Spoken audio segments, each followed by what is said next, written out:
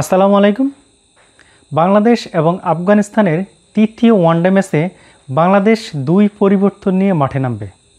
এই ভিডিওতে জানিয়ে দেব বাংলাদেশ এবং আফগানিস্তানের তৃতীয় ওয়ানডের সময়সূচি, ভেন্যু এবং বাংলাদেশের স্কোয়াড। আগামী 14 অক্টোবর আবুধাবির শেখ জায়েদ স্টেডিয়ামে বাংলাদেশ এবং আফগানিস্তানের তৃতীয় ওয়ানডে ম্যাচ অনুষ্ঠিত হবে।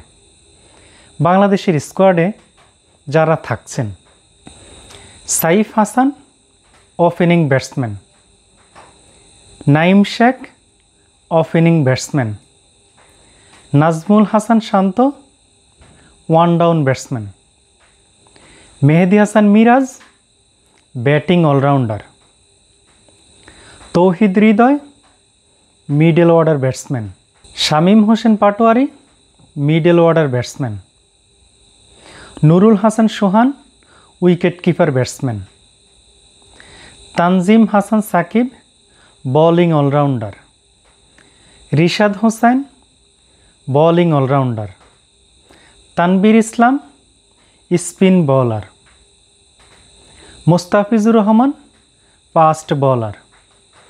বাংলাদেশের জন্য এই ম্যাচটা অত্যন্ত গুরুত্বপূর্ণ।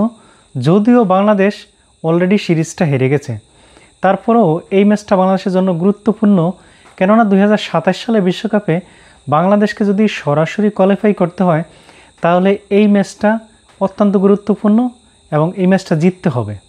এই ম্যাচটা সহ সামনে আরও মিনিমাম 5 থেকে 6টা ম্যাচ বাংলাদেশকে টানা জিততে হবে, অন্তত 2026 সালের জুন মাস পর্যন্ত।